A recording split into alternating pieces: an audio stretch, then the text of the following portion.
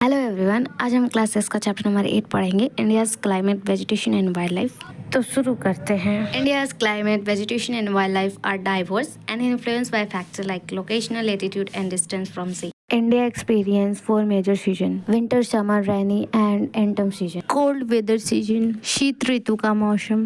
From December to February, temperature are low, especially in northern area. खास तौर से उत्तरी भारत में दिसंबर और फरवरी में तापमान कम होता है। तापमान कम होने की वजह से ठंड लगती है।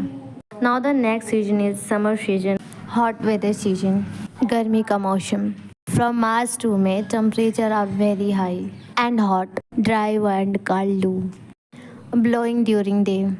मार्च और मई से तापमान ज़्यादा होने की वजह से गर्म और हवाएं चलती हैं जिसे लू कहते हैं, और ये दिन के समय चलती हैं। दिन के समय तापमान ज़्यादा होने की वजह से गर्म और रुखी हवाएं चलती हैं जिसे लू कहते हैं।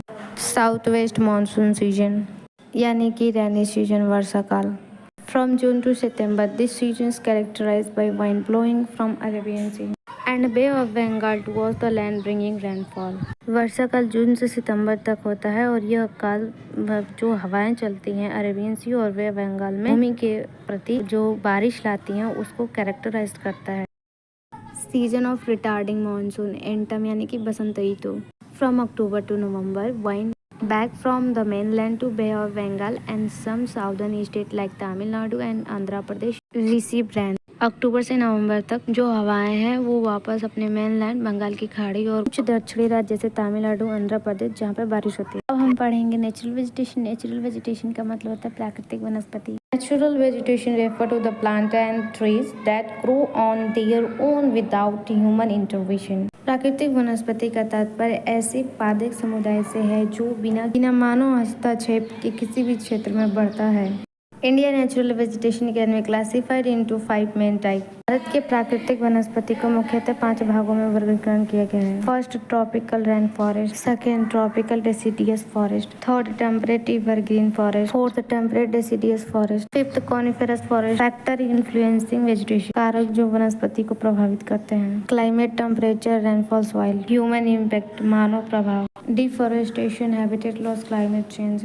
इंपॉर्टेंस ऑफ नेचुरल वेजिटेशन, प्राकृतिक वनस्पति का महत्व।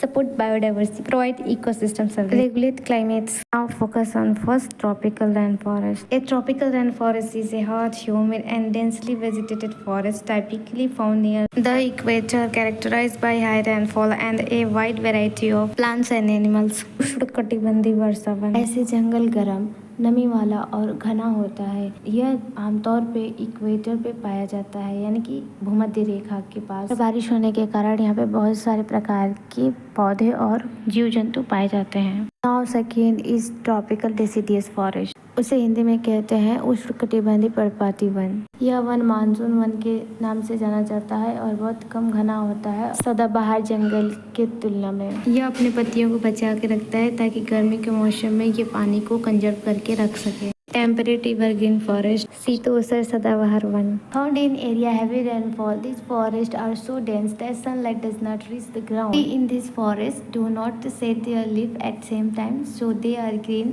all year. यह जंगल उस क्षेत्र में पाया जाता है जहाँ पे बहुत अधिक वर्षा होती है और वहाँ पे जो इतना घना जंगल होता है कि सूर्य की किरणें धरती तक नहीं जा पाती।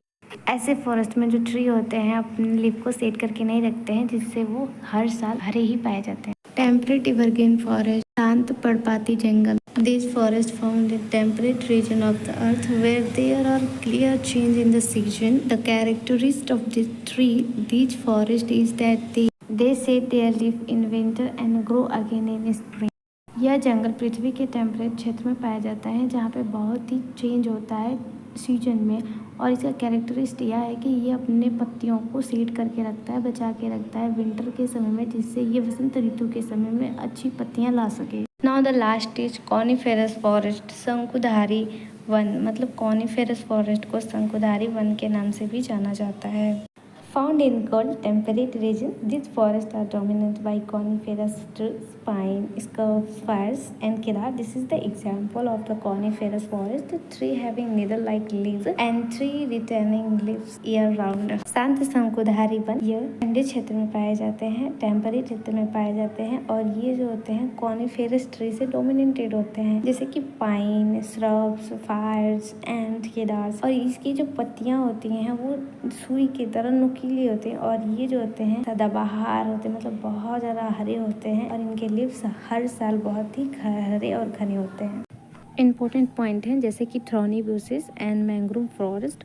थ्रॉनी बुशेस क्या होते हैं? Thorny bushes found in a dark area. This vegetation has shape like pines to reduce water. Thorny bushes यानी कि नुकीली झाड़ियाँ, ये झाड़ियाँ जो होती हैं उस क्षेत्र में, उस सूखे क्षेत्र में पाए जाते हैं जहाँ का वेजिटेशन, वनस्पति और जो पत्ते होते हैं वो स्पाइन की तरह होते हैं, जो रिड्यूस करते हैं वाटर को, कम करते हैं, पानी को कम करते हैं। मैंग्रोव फॉरेस्ट उस एरिया में पाए जाते हैं, उस क्षेत्र में पाए जाते हैं जहाँ सलाइन वाटर होते हैं। सलाइन का मतलब होता है नमकीन, यानी कि खारा होता है, खारे पानी होते हैं, जैसे कि सुंदरवन इन वेस्ट बंगाल के सुंदरवन में एंड अंडमान निकोबार आइलैंड।